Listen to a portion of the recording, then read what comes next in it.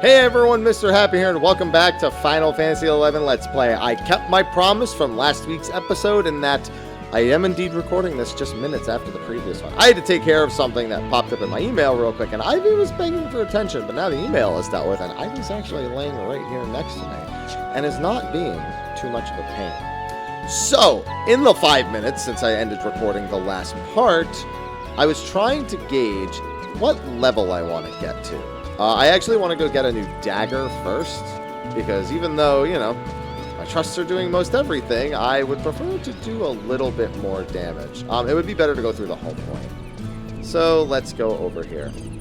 I was trying to think, now that I've started talking, now Ivy's moving around a little bit. Oh, no, Ivy, no, we're good, we're good.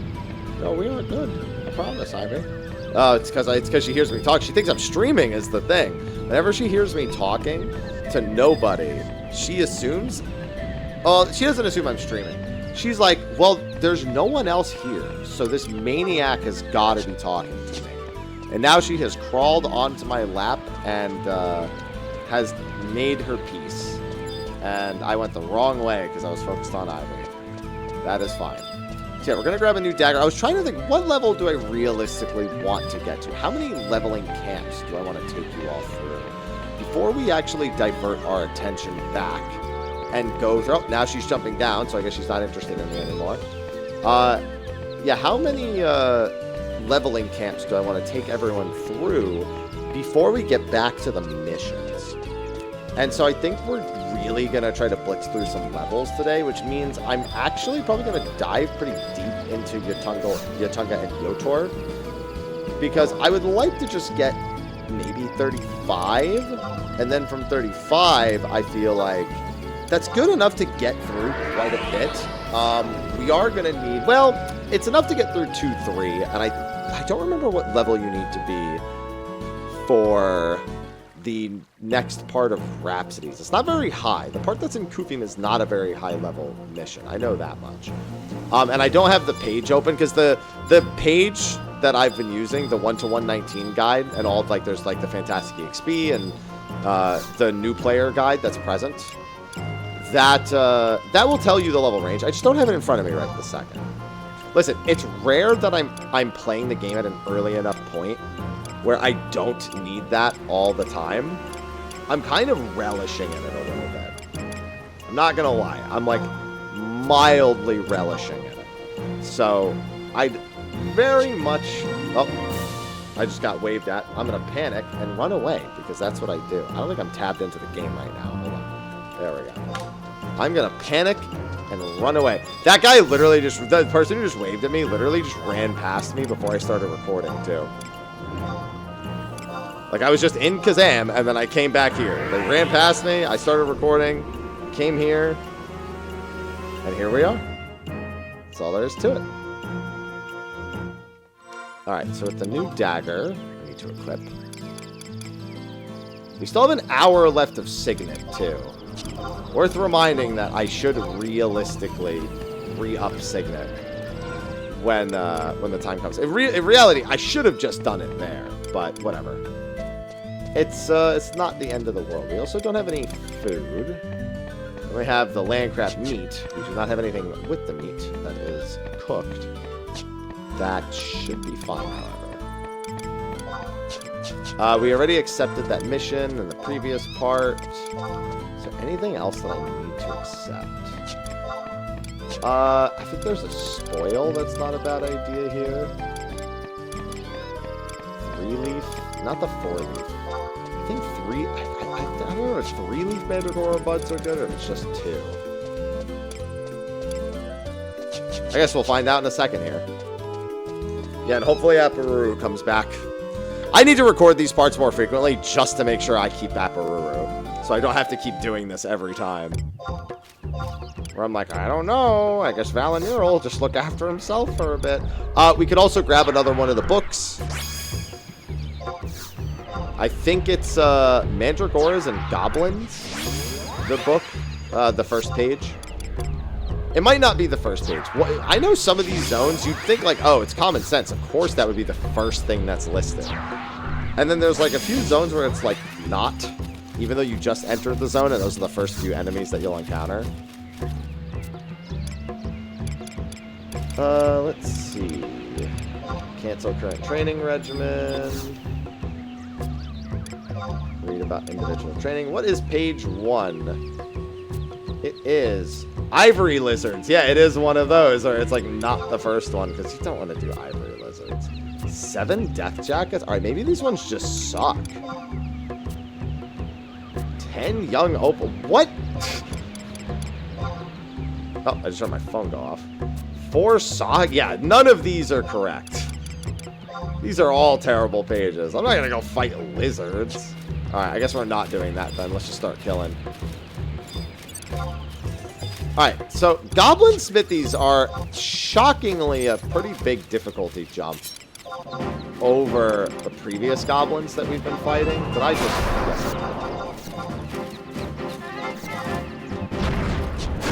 So we actually would like to avoid fighting them, even with trust, for just a couple of times.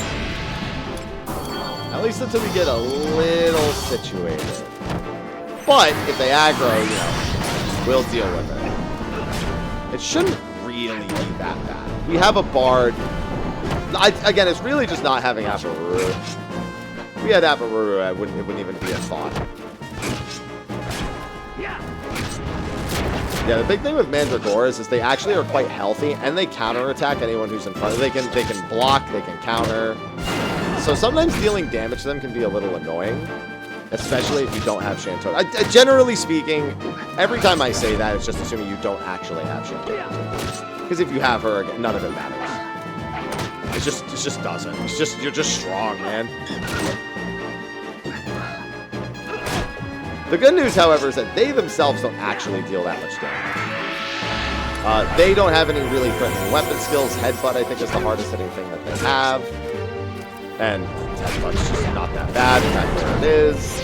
Mildly annoying at worst, but whatever. Mildly annoying is better than it's really hard. But because they're monk-type mobs, they are pretty healthy. So there is that to consider. Yeah, it is a 2-leaf Mandragora bud. I think a 3-leaf Mandragora bud can drop as well, but I don't really remember. Normally you wouldn't fight these out in the wild, but you know. I'm just that cool. And we should be getting Viper Bite, I think. Not at 28. I think it's at 32. Or at least maybe back in the day it was at 32. I think the levels that like dagger skill and stuff become available is a lot different now. I think he just countered Tenzin right there. Who is having a terrible time landing hits. See, now I'm the one landing all... Well, never mind. I missed as soon as I said that. I am landing a considerable number of hits. But I'm also not in front of this thing, so it's not blocking me. It's not doing anything. But as you can see, not a short fight either. It's going to take like a minute to kill each of these. The goblins at least come with the added potential of blowing themselves up, even if it does do a considerable amount of damage. If they blow themselves up, it definitely comes in handy. But she's already burning through that MP. If only she wasn't so quick to try to save Valeniro's health. Alright, so we did just get the Earth Crystal objective. How much was that one? 1,000 EXP? Really? I'm shocked that's worth 1,000. Yeah, see, even... You remember how much damage we've otherwise been doing? To see Uriel Blade do that little, I mean, that should communicate that these goblins don't really mess around. I'm also not landing hits, so that's never good. But it's not that bad. Oh, come on. And there goes a couple of people. Of varying size amounts. Yeah, that's the attack we're looking for them to just die. Every time we see Bomb Toss. This Goblin Rush actually deals considerable damage. Valenirol, however, still... Not much has changed from the last part. It's going to become less and less effective, him being his own healer. We're more and more going to really wish that wasn't the case.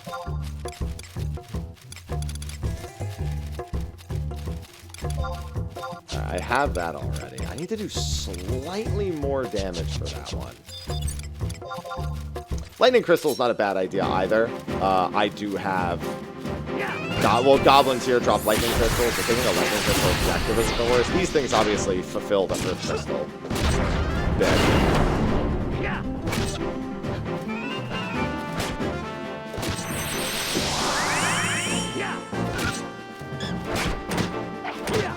We're just gonna power through. That's the whole point of this video, is we are just going to power through as much as we possibly can. So we will spend as much time here as possible, and then in next week's episode, we will 100% just do missions 2, 3. These are the types of episodes where I kind of just know that I'm kind of just wandering through for a little bit, because I don't want to wholly commit to one video type just yet. And it's ones like this that made this video series, and some of the other ones I've done before, I've been like, you know, I probably won't do that again. Because a lot of people like having the background noise on, but I'm very goal-oriented, and it's why coming back to Final Fantasy XI on occasion kind of works for me in really short bursts, because I don't want to play this game or again even like it full time. Again, like, I don't want a classic 11 experience. I don't want to spend 4 hours leveling up in a party of people. I don't want to spend 3 hours waiting for something to spawn that I might not actually get to play. Or at the very least, I don't want that to be such a big determining factor about whether or not I feel like I did anything for the day. Whereas in Modern 11, I can come in, say, I'm going to do this thing, and that will be good enough, right? And there's the bomb drop. We like the bomb drop. The only problem with the bomb drop is that without Apparuru, I can't really heal after it very well. We are just going to release melee.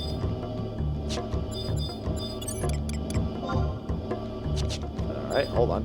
My menuing is stupid. I'm gonna get melees back.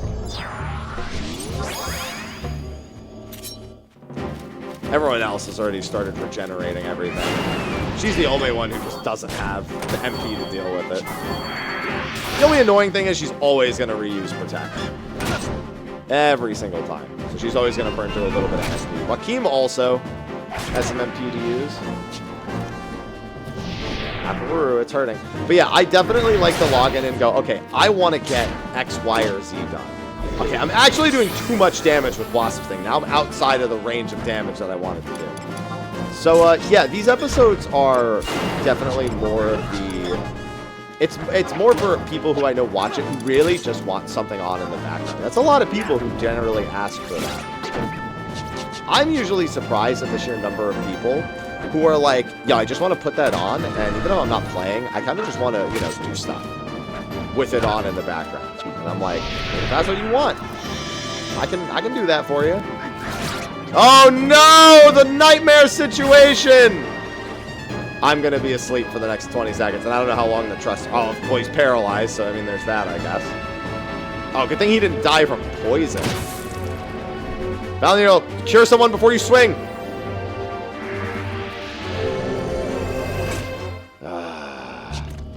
Hopefully, we are not asleep for very long.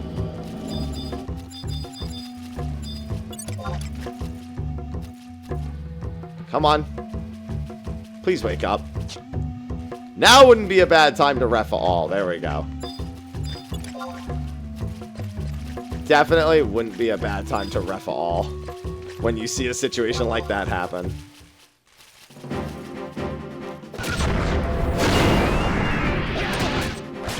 My Empress band, yeah, back off the line. I was going to say, it should only be 15 minutes. And Joaquim is now a high enough level to use Ballad, which should actually help.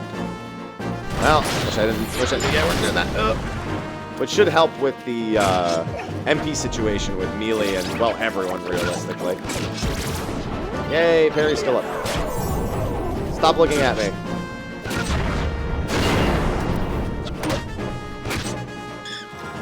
I do so much damage now. Honestly, if I went down... I'm 29? Oh, yeah, that's right. I jumped up from like 20. See, these things are still incredibly tough. Although, all my... Well, not all my trusts. Melee is level 28 right now.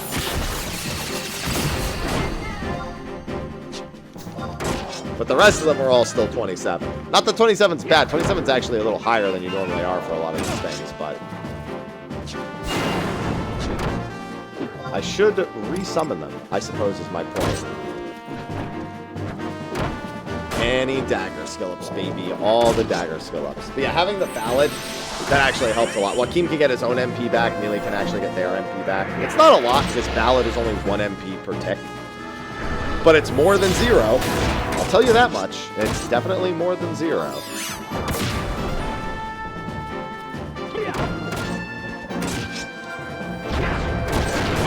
Joaquin with the Cure 1. Trying to make a difference, I guess. Alright, I think we de-summon them after this. Because it'll speed up the kill speed will go up considerably if I de-summon the batch. It would really help if this thing would die, you know? It doesn't help when... Well, Tenzin probably wouldn't be missing if I had resummoned before fighting it, so that's on me, I guess. He's got Hasso now, so his damage is going to be a lot better. Yeah, they're all starting to pick up some, like, much better skills as well. Oh, actually, I just resummoned Melee, so... Nope, she's off cooldown already. I was trying to hold off on TV, but I didn't think this was going to take this long.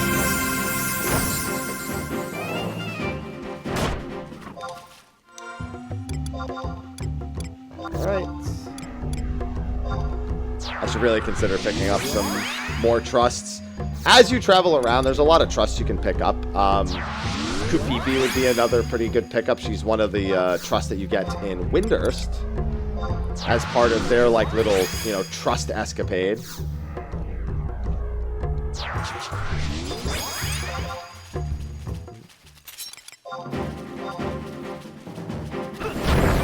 And she's another healer. Although she is... she wouldn't really do much better in the MP scenario here. But she's still generally a reliable one.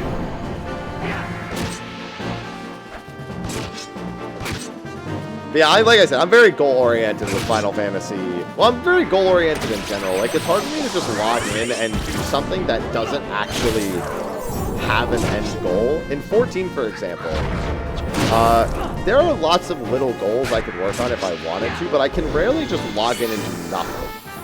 If I'm sitting around not doing much, it's usually because the thing I want to focus on is not something I can be doing all the time. So, with 11, and with making the Let's Plays for it, these, like, when I just have to be killing stuff like Mandragoras, I'm thinking about the thing I'm going to do after. Like, right now, I'm thinking about the Rank 2-3 mission. But I don't want to do the Rank 2-3 mission yet. As much as I know that's a good standalone video for me to do, right? So, I'm like... I get mentally stuck. Because I cannot think about what is right in front of me nearly as efficiently as I think of the thing after it. And that's just generally true of my personage as a whole. So it makes situations like this really weird. At least for me. It's why I'm quite socially awkward. A lot of people think, he sounds like he socializes quite well in his videos. Like, nah, dude. You hear the curated, like, I've thought about it a little bit in advance, maybe written a script for it or something. Like, it's gone through a lot of trial and error, and it never comes easy to me. So filling in a lot of empty space is not usually my specialty, other than talking about how I can't fill it in. Like, oh, you know what's another thing, actually? So I'm working on my all Final Fantasy Platinum series.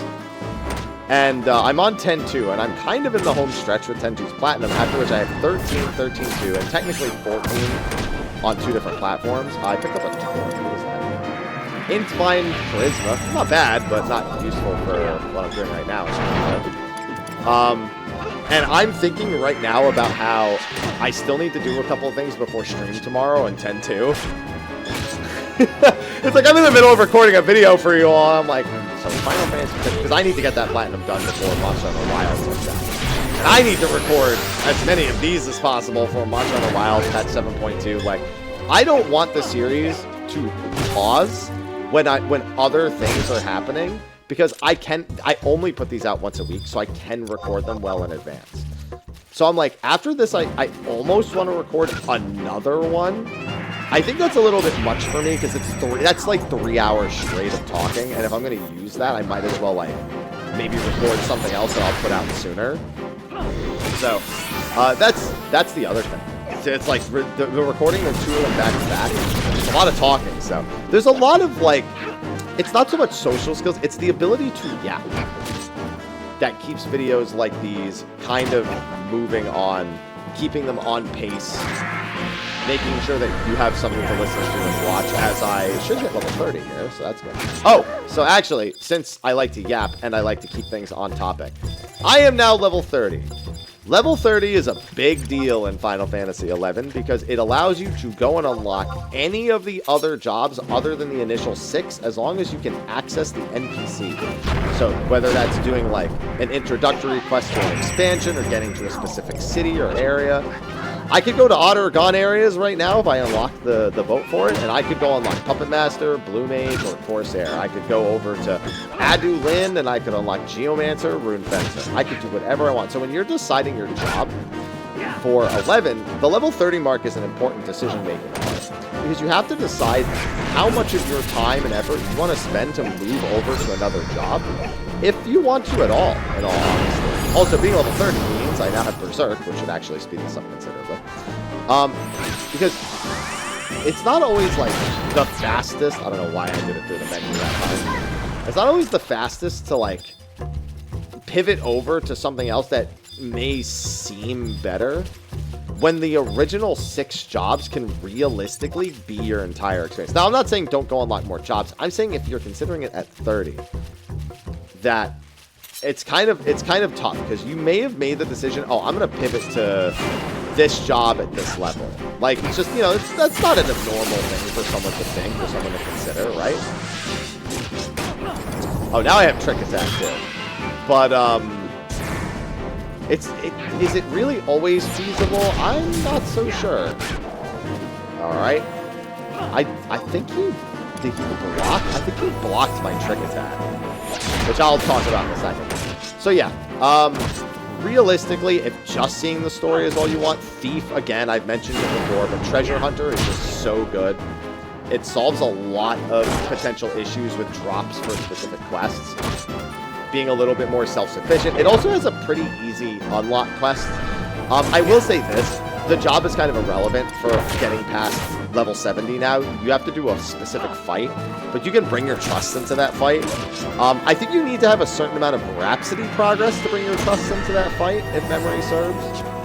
But you can do it, and it's not that difficult to get the Rhapsody progress to do that. So, yeah, it doesn't really matter what job you play, or if it has like a gimmicky means of doing the limit break quest where you have to do the fight, which is, as most Final Fantasy XI players will know, against Matt.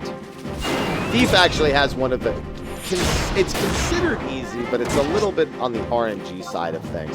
So basically, you have to steal the item from him. Like if you successfully steal from him, then it'll just consider it an instant victory. And drop it.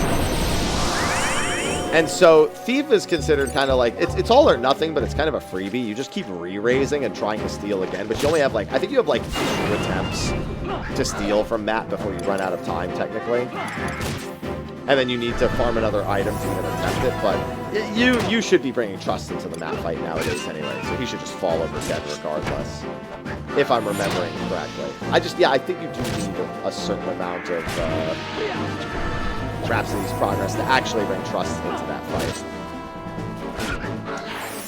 But Thief, regardless, the whole point is that Thief being able to increase the drop rate of items, it's just so valuable. Do I really want to go unlock other jobs now at 30? I don't think that's the right decision. I think the best time to go and unlock other jobs is probably after you have... I'd say after you have 5 trusts, which is actually not that much... It's not that much crazy later into the Rhapsody story. But also, I would say until you've already done a handful of limit break quests. You kind of want to be able to just hold the momentum and go from like thing to thing without kind of diverting away for a bit of time. Because the further you get in the higher level you are, the further you get in Rhapsodies, the more you'll be able to just do on the other job. Like if you already have, let's say you have level 99 unlocked, then you no longer have to, Jesus, that did a lot of damage. You no longer have to think about, like, oh, you know, I'm going to go unlock this other job, and then how does that job, because the expansion jobs don't always unlock the level cap the same way. They have some of them have like mild variants, or at the very least they're similar enough of an idea. But some of them just have like wildly different quests. It may not be one that you want to do any more or less, even if they are somewhat similar. I'm specifically referring to like other expansion jobs. So it could behoove you to stick to the basic 6 for quite some time. Again, Warrior is a fantastic sub-job, so getting that to 49 or 50. Super easy, and then at that point you're at the level to start doing your limit breaks anyway. So it just kind of works out where sticking with Warrior, Thief, Monk, like the base 6, is just such a good idea.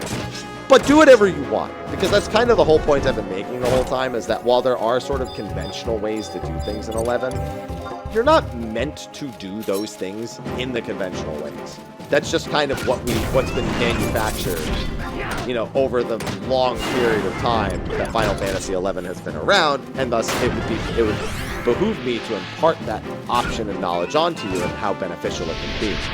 But also, it's completely irrelevant because you're the one playing and you can do whatever you want. And if rate of progress and like linearity of progress so that you can like focus on objectives kind of rapid fire is not kind of a thing that you want, there's nothing to dictate in the game that you should do that or that you need to do that.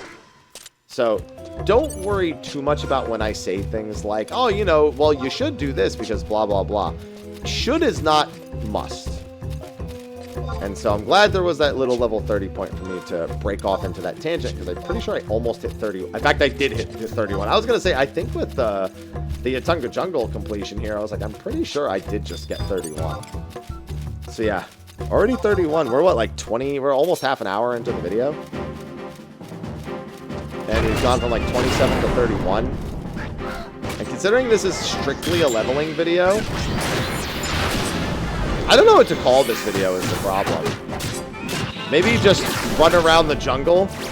Oh, speaking of which, I shouldn't still be here at 31. I should take you over to Yhoator Jungle. So I mentioned in the last video that going from Kazham to Yhoator is one of the simpler things you can do. Yhoator Jungle is nearly identical to Yuhtunga Jungle. It connects to some more dangerous areas, and those are going to be very important areas down the line. The Den of Rancor, Temple of Ugalepi, Ifrit's Cauldron. So there's a whole bunch of really important stuff. So basically, from where we left Kazham's like right on the other side. You basically hug the left wall, and then you come here. All right? It's going to drop you into this hole with this goblin smithy. And then you might get turned around like that real quick, but fortunately it's a really quick dead end. And then you leave the cave, and you basically hug the left wall the entire time. I think there's like one deviation where you don't hug the left wall, but by just hugging the left wall, you largely just get there. That's how I always remembered it, because you leave Kazham, you hug the left wall, drop in the hole, go out the cave, just hug the left wall, and you end up at Yhoator. And Yhoator is going to be Yhoator Mandragoras, slightly higher level goblins, a handful of other enemies that you could run into pretty quickly. But if you're just looking for this, now this is like the one deviation. Now, funny thing, I was wondering if Vilma would be here. This is one of the weirdest notorious monsters. It's one of the weirdest ones from the early days. Let me read exactly what has to happen for full. Okay, so I know what it is roughly, but I don't know the exact number. So Voluptuous Vilma, there's a regular mob called an overgrown rose that spawns down here. If that overgrown rose, I think if it's left alive for 20 hours, it becomes Rose Garden. And then I think if Rose Garden is left alone for 20 hours, it becomes Voluptuous Vilma. Okay, if Rose Garden is left undisturbed for a long enough time, it will morph into Voluptuous Vilma. It just says enough time. Let me see if I can find one on Voluptuous Vilma. Here we go, BG Wiki. Let me see if it actually mentions it anywhere. Voluptuous Vilma, here we go. It just says unknown period of time. It's a really long time, and the discussions page probably has a whole bunch of things. There is currently no... Yeah, I mean, it's an old NM, I guess. Let's see if Rose Garden has more information. Any kind of aggro on the placeholder. Oh, and nobody can even aggro the placeholder to boot. Okay, so it says that overgrown rose needs to be left alone for 10 to 10.5 hours. And then Rose Garden, a quote, undisclosed amount of time, probably about the same. So it takes about 20 hours to spawn Voluptuous Vilma. And if anyone aggroes it, kills it, for whatever reason, it resets the entire timer. Voluptuous Vilma, I have the ring on my other character. I think it's minus 50 HP plus. It converts 50 HP to MP, and then I think it has some other. I literally have the page open.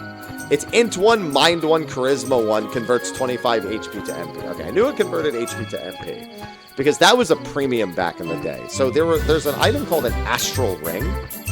It's obtained from a low-level BCNM, which is just like these organized boss fights that you can do at like various level ranges, like 20, 30, 40. Like they all have the denominators of BCNM 20, BCNM 30, etc., etc. And so from the BCNM 21, you can get astral rings, and they convert 25 HP to MP, and that's all they do. Now, at level like 10, I think you can wear the astral ring. Maybe it's 20. No, it's definitely, it's like, you definitely saw people with them in the Dune. So yeah, it's like 10 or 12 or something. That's really dangerous because we don't have a whole lot of health at like level 10. And so you would see people like Tarus who have like 120 health throw on 2 astral rings, have like 70 health, and then get killed by like an AoE from a goblin, like the bomb toss. They'll just die outright to it. But while that's a bit of an extreme case of people, you know, maybe wearing them at a low level, racial differences used to matter a whole lot more too. I'm going to pick this up. I don't even think I'm going to kill any wasps. So races like the Galka, who had a ton of HP and almost no MP, they might have like 200 HP and 90 MP instead of like, oh, I'm so stupid. Hold on. We're gonna get out. I was so busy focusing on the thing. Hey, Flea is really good for this too. Watch this. Whee! I'm out. Another reason why Thief is good. If you make a dumb mistake like that, you just flee and get the hell out of there. Assuming you're not, like, way deep in and you can't escape safely like that. But yeah, so they would have, like, 200 HP and, like, 90 MP. They could convert. Now they have 150 and 160. It would basically act as almost like a racial equalizer, in a sense, which made it incredibly, incredibly valuable. Now, once you get into the 20s and 30s, and even the Taru HP can kind of take the hit for losing the amount of HP that you were getting, the amount of MP you were gaining would be, it was considered substantial, because the more MP you had, the longer you would be able to wait before resting, which in the early days, you know, you would kill like maybe a few enemies, and then you'd have to rest to get all your MP back. Depending on the speed that you were pulling, depending on how good your tank was, depending on how quickly your damage dealers actually dealt with the threat, all sorts of factors would play into it. But having that extra MP was considered, you know, a good thing. Like, you really did want to have that extra amount. Now, of course, you would need other pieces of gear to, like, factor in to help with, you know, gaining your MP back. And then there's also, you know, support jobs offering, you know, MP like Valid or Refresh when you get to the higher levels on Red. So there's all sorts of tools in place. It's not like you had to rely on these specific rings, but their value is so high just because of how valuable that specific effect is. So the Vilma ring in the early days, nobody really knew how to spawn Voluptuous Vilma in the early days, but we all knew that it had that astral ring-like effect. Granted, by the level that you can pick up Vilma's ring, there's also another ring. Actually, the other ring I think is at level 50. I think it's Circuit's ring, which would convert 50 HP to MP, and that item is incredibly valuable. In fact, Circuit Ring, Final Fantasy XI. I'm almost certain that's which one it is. Yeah, Circuit Ring, Defense 3 converts 50 HP to MP. That could drop off of Circuit, but Circuit was not like an NM you would just be able to go and defeat just because you felt like it. It was like a massively camped, you know, once a day spawn in a pretty dangerous area, surrounded by mobs that could kill you if they ganged up on you, and was in its own right a dangerous monster. Some of you, if you play 14, you might be familiar with Circuit over in Eureka. Yeah, based exact same thing, but obviously way more threatening in 11 than it was in Eureka Automaton. So it's Yeah, it was incredibly expensive. It wasn't a guaranteed drop. So the people, and on top of that, the people who did kill Circuit would sell it and sell it for massive amounts. So yeah, just a really good stat. So it made Vilma's ring fairly sought after as well. It acted as an alternative to the Astral Ring, but everyone didn't know how to spawn it, so a lot of people would actually go and kill the Overgrown Rose, thinking, oh, I'll just camp this spot, maybe I'll get lucky. When in reality, it would actually work entirely against them, because the whole point is you need to leave it alone. You can't even aggro it, and that's a tough call. Making it so that it doesn't aggro them? I mean, just most of the time, people would aggro, like somebody would aggro it at some point or another. It's like nigh unavoidable. So it just made it like a really rare item for that really specific reason. That it had that weird spawn condition, and it wasn't like a well-educated thing back in the day. So now we're in 31, by the way. So, there's that. Alright, hopefully we get a decent amount. Oh, well, I'm already awake, so we're good. As long as I'm awake, we're good, because Valinero can cure one everyone else. Oh, also, we changed zones. So, we'll go to Xylar 2. Grab that. Gotta make sure to make use of that whenever we can. I also need Wasps as the other enemy. There's no Lizards and Mandragoras. There's lizards and goblins, I think it was, which realistically should have been the one that I took. I don't think I have Stoning yet. So, not the greatest monster to be fighting. I don't know how long he's going to be petrified. I think a 32 melee might get erased. That's when, or I'm sorry, might get Stona. Yeah, I actually have no idea what level Stona is. All I do know is that I am almost certainly going to be tanking this when I hit the sneak attack. Oh, you know what? I don't know. Trick Attack really hasn't been doing anything. I've been trying to Trick Attack my buddy here, and it has not really been working. I don't really remember how well Trick Attack works on... Okay, he's up anyway. How well it works on Trusts, or if it even, like, really works on Trusts. I play Dancer on my other character the most. I don't really play Thief. I think I only go Thief occasionally. And even then, it's often on stuff where it's like, I'm not even going to be hitting the boss. I'm just like, I give a Treasure Hunter and then I back off because I'm doing it with people that are way more geared than I am, and I just need to go with the most useful route possible. But even that I haven't done, and I didn't even know how long. That's like years and years and years ago. Tenzin has Meditate, though, which is really nice. Meditate just lets him generate TP over time. So he's pretty consistently, like even right now, he's gaining TP. It gives you about 1,000 total at base. And so he's probably at like 700 TP, because he probably just gained a level. I mean, he probably just used the weapon skill and then gained like another little bit from landing a couple of hits. Oh, also, Vanquish Lizards, I just remembered, is one of the missions I picked up. So killing the lizards probably wouldn't have been the worst idea. I still need the Amorphs, too. Aparuru still eluding me.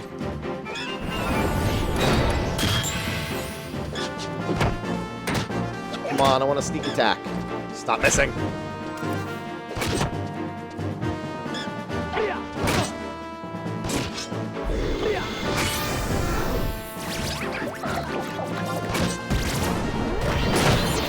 It's gonna be so nice when I get my next weapon skill.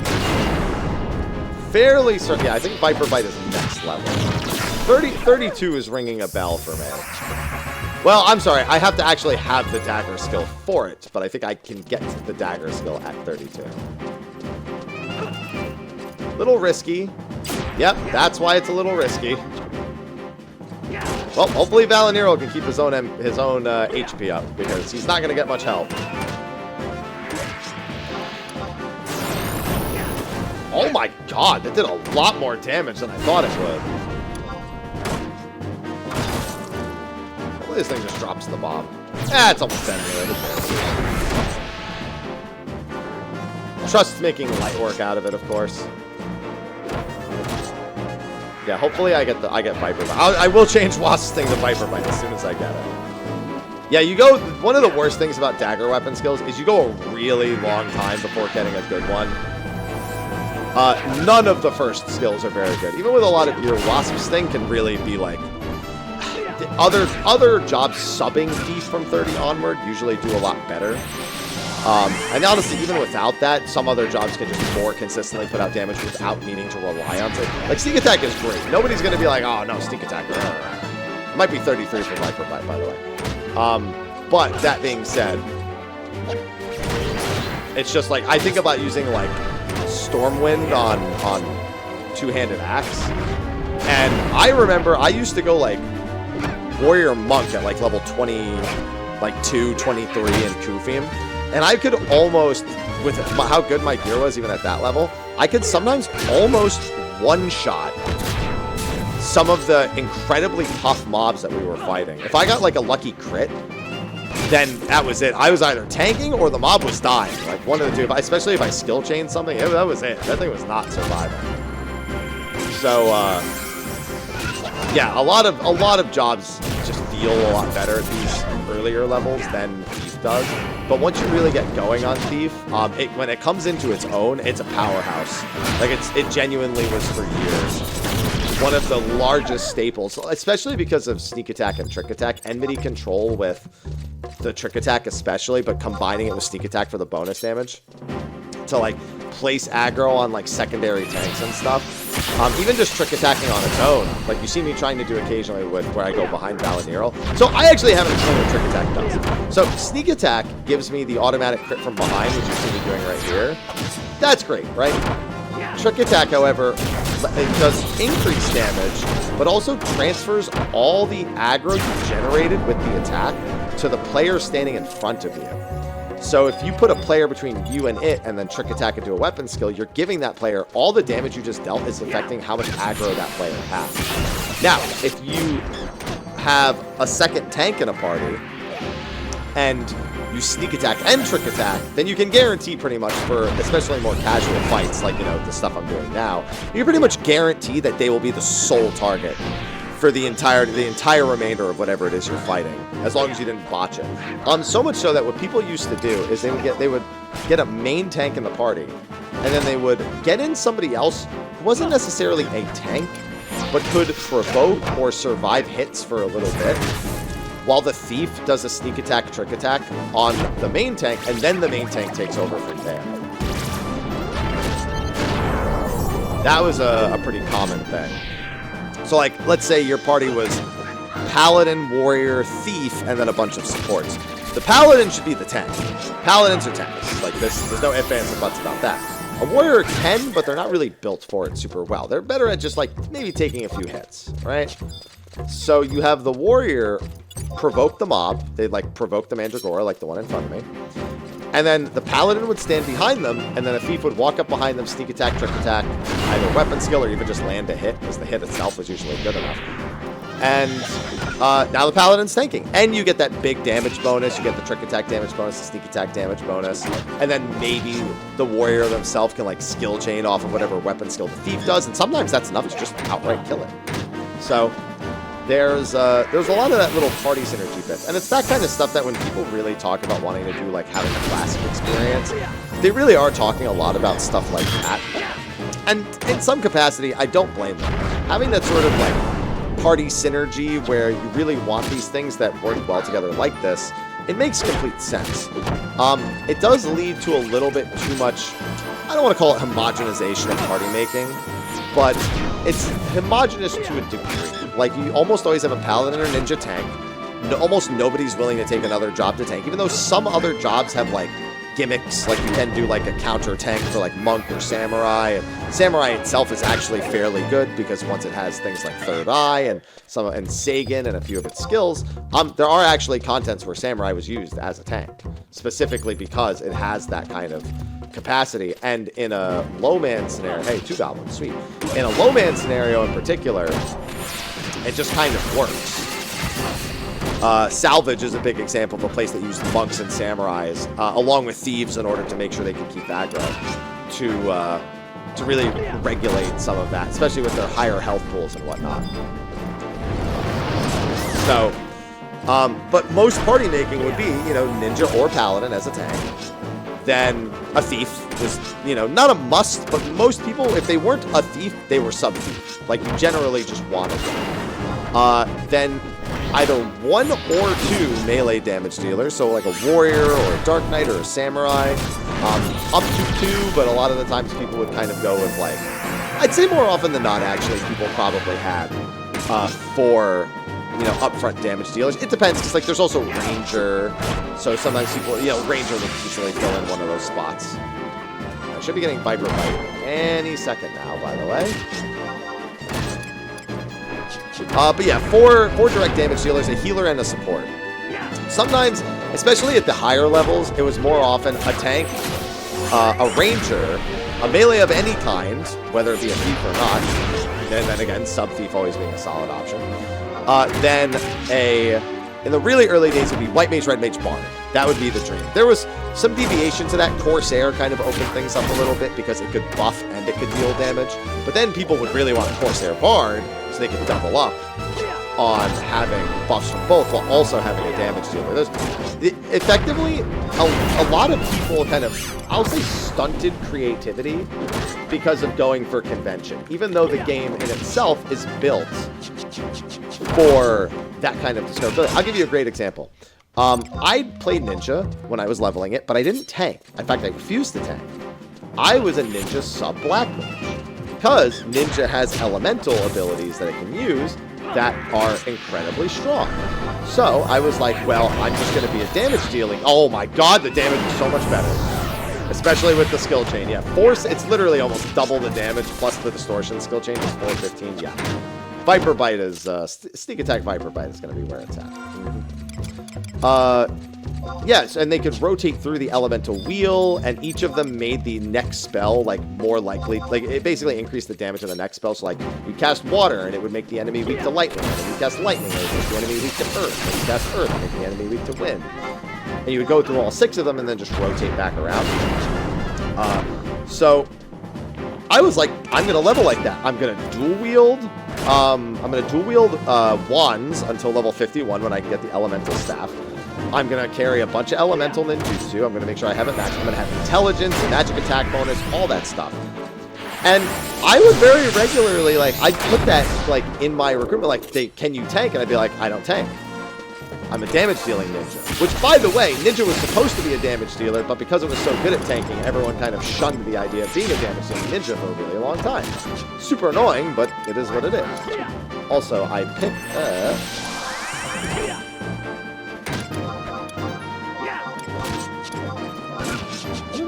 pick up Turnthread Obi. Oh.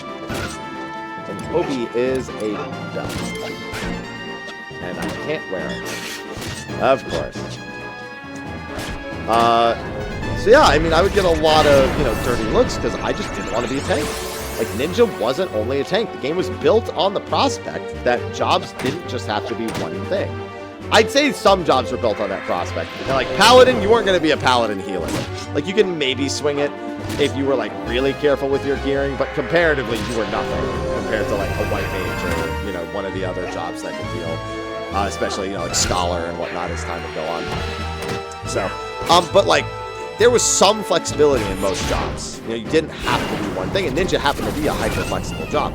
So what would happen is I would join a party, and they would, obviously I'm not tanking, so they'd still have to get like a ninja sub-warrior, which was kind of the go-to standard tank, ninja sub-warrior or paladin sub-warrior. That was like a really common, like around this level especially, like kind of like job combination that you would do. And you'd be like, I'm the tank. And they'd get, you know, maybe a warrior to do the whole like sneak attack, and then they'd get a thief, and then it would be me, and then like a white mage and a bard, or a white mage and a red mage, or something in that line, right? I would end up tanking about 90% of the time, because most people weren't like crazy good geared when it came to in general. I'd say, like, especially at these level ranges, the odds that somebody was well geared was pretty low. And so, you know, I was coming in with like the best of the best. Everything I had was like the best thing you could have at that level. And I would just pull aggro, and I would end up tanking anyway. So it was like, in a way, I ended up just being the tank. And it was just hilarious because everybody looked at me like, oh, it's the Nin sub Black Mage. Like, that's so dumb. Why wouldn't you just be Nin sub Warrior? Bro, the job is literally built for this. Dude, Nin sub Ranger was actually really popular. In fact, that gained mainstream popularity for quite some time. Nin sub Ranger. Like, I don't know, that one did it. I think there's people were more willing to carry a gun and bullets. They didn't really do shurikens that often with that setup. It was really more of a gun job. And that one, I remember people adopting it just fine, but Nin sub Black Mage just was not adopted very well. It became even worse when Treasures of Yhoator Gone came out and melee burning kind of became the standard. You wouldn't really want a Nin sub Black Mage in a lot of melee burns because you want them to either be tanking or to be damage dealing. And quite frankly, if you were a ninja tank, you were really just damage dealing at that point, especially after level like 56, I think it was. So, I mean, it was just always so strange. The game is built under the idea that you do not need to follow convention, but a lot of the things I'll say to you are convention, and it's convention that most people accept as normal, and a lot of people just kind of never thought to venture outside of that scope. And it's funny to think, because I feel like there were a lot of job combinations that worked for a really long time, and a lot of people were very resistant to them just because they were not the norm. I remember when Puppet Master came out, Puppet Master was considered a terrible job. And quite frankly, I agree. It had subpar melee skills. Its puppet was on a really long cooldown, and if it died, you were basically useless. There was nothing you could do. And I fully agree. But that doesn't mean you couldn't make it work. That just meant that making it effective was hard. But there were like some scenarios where some of the bosses people fought, they fight it in such a way that was actually pretty conducive to Puppet Master. And it was largely kiting. So if you were just kiting a boss around and chipping away at its health, which I will say was also less common by the time Puppet Master came out, which made it, especially that expansion, like Treasures of Yhoator Gone was a big, like, we're just gonna destroy everything in like under 2 minutes. Like everyone like stopped really doing long fights. They started really planning for just instantly murdering things with like Dark Knights, Samurais, Kraken clubs, you know, all sorts of really, really OP time. Even just an army of black mages, like whatever they could do that would just end the boss's life in like under 2 minutes. Since that became such a norm, I will say that the situation where Puppet Master was good came up less. But the puppet itself could basically keep up without really losing any attacks on a boss that was being kited. And it was actually pretty reasonable to expect that the puppet would die, because most of the time people were kiting the boss, the person who was being kited was having spells cast on them. And those spells would often be way out of range of the puppet that was like standing, you know, chasing behind the boss. So in those long drawn out situations, Puppet Master was good. And I told people that, and they didn't believe me. Then I was doing a Kieran with a group. Kieran's big boss. At that point, again, most people were just melee zerging it down. No big deal. But I was in a group for it, and they were like, we're going to kite. Because we just don't have, like, we weren't able to, like, rally jobs that we think can really, like, zerg this down. So we'll just do it the old-fashioned way. I was like, okay. And they were like, well, what are you going to come as? And I was like, well, I can come as Black Mage, Summoner, or Puppet Master. And they were like, we already have like 4 summoners. That's probably more than enough. And we already have like, we don't really need any black mages, I don't think. It's not like a great job. And I was like, okay, well, here's the thing. Put me on Puppet Master and keep me in the party on Kieran the entire time. I will just sick my puppet and then just give it commands. And it will at the very least keep Kieran's regen a little bit under control, or at least chip away at his health as it goes. And they're like, okay, whatever. Like, we don't have anyone else. You can just bring Puppet Master. It's fine. I brought it. I honestly, considering the fight was like 35 minutes long and my puppet didn't die the entire time, and just chased behind and like whatever, almost the best stuff you could be wearing on Puppet Master at the time. I murdered through his health bar. Like, I did a very significant portion of the damage that was overall needed to be dealt to that fight. Some of it a little bit inflated because before you actually handle the ads, the damage is kind of irrelevant because he's really just regenerating most of that back anyway.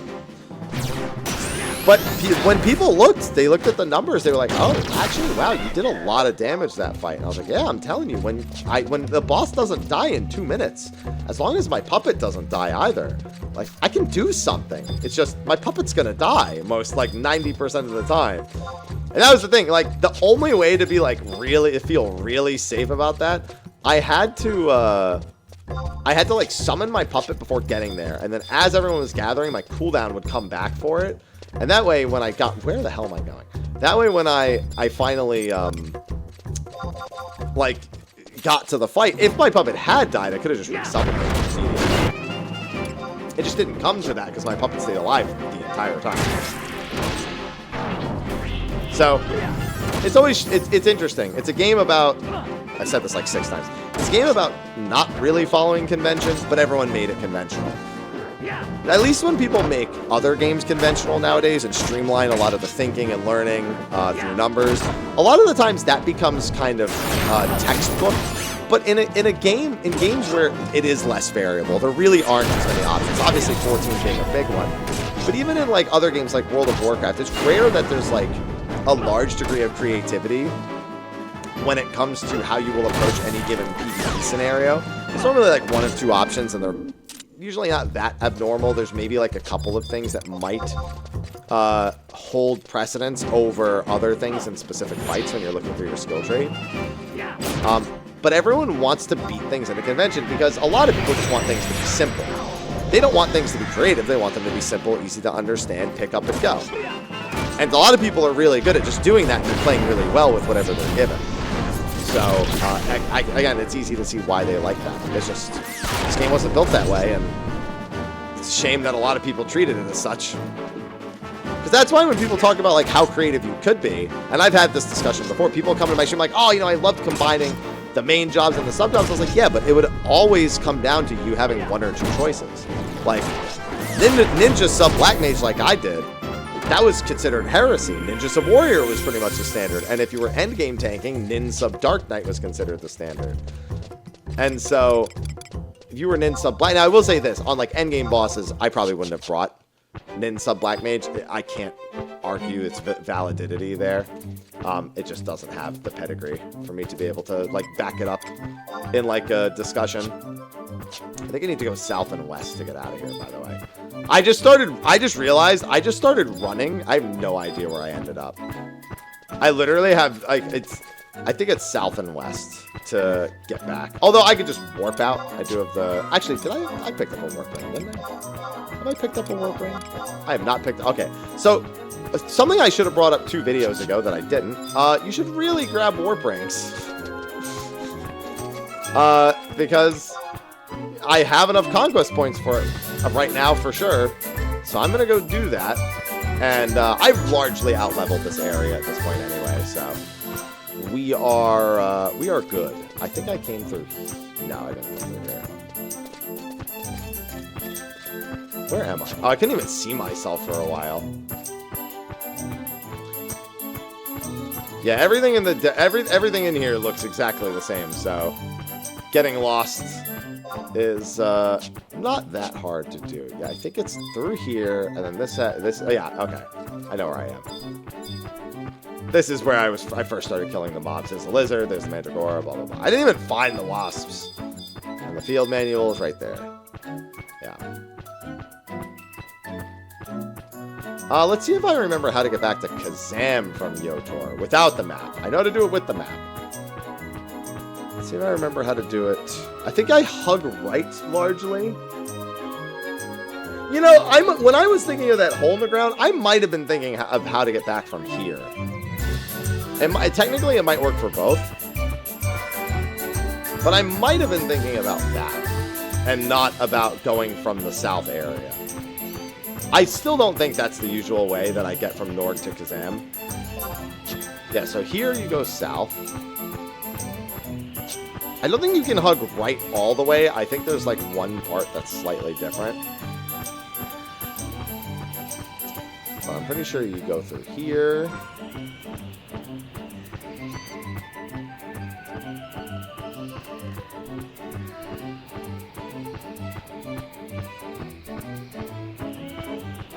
Oh, maybe it's just there. That might be it. Unless this... yeah, okay, so this is where I was thinking of before. When I kept saying there's a hole, now I think... No, these go to the same spot. Okay, this is the hole I was referring to. So that was the problem. Was that I misremembered what way back I was trying to refer to. And now we're back in Kazham. Yeah, so it is. It's hug right, drop in the hole, and then you're back at Kazham. I figure it's been about an hour of leveling, because in the next part, we're going to do rank 2-3 mission. That is what the plan is. Although, I can tell you I've been talking for almost 2 hours now. I definitely need to not record a third part tonight. My voice is, like, not pleased with me. And I do need that voice to some capacity to record other things. So, that is going to be... We're going to end it right where we started it. Gallivanting through the jungles. We'll call this episode the Jungle Adventure. As we went through and we got most of our levels done. Probably need to get another knife on top of that. But, yeah. That's going to be a wrap for this video. See, I managed to make that work. Yeah, in the next part, we will be doing some more rank missions. We do want to get through those, although we probably won't finish the rank missions until we're probably over level 75, in all honesty. The Shadow Lord, actually, we can probably do around 60 to 65. Maybe around 65 to 70 we'll do it, just to make it safe. But with trusts are really going to make short work. The big problem is, again, that I don't have Shantoto 2, so I really do need to get a trust that actually does magic damage. Otherwise, Shadow Lord could be a long fight. Not a hard fight, but a long fight. So, we'll see. That's way in the future, though. We have some of the low-rank missions, the rank 2 missions, that we were setting up some parts ago. And we're going to do those. We're going to do some of those missions over the next several videos. So, that's going to be a wrap for this. Thanks again for watching. Be sure to watch all the other parts of the Final Fantasy XI Let's Play. Tune in every Wednesday at 7 a.m. Pacific. And you will have a video waiting for you. That I can wholeheartedly assure you. But I'm going to rest my voice, and I will see you in the next one. Until then, I bid you adieu. Bye-bye.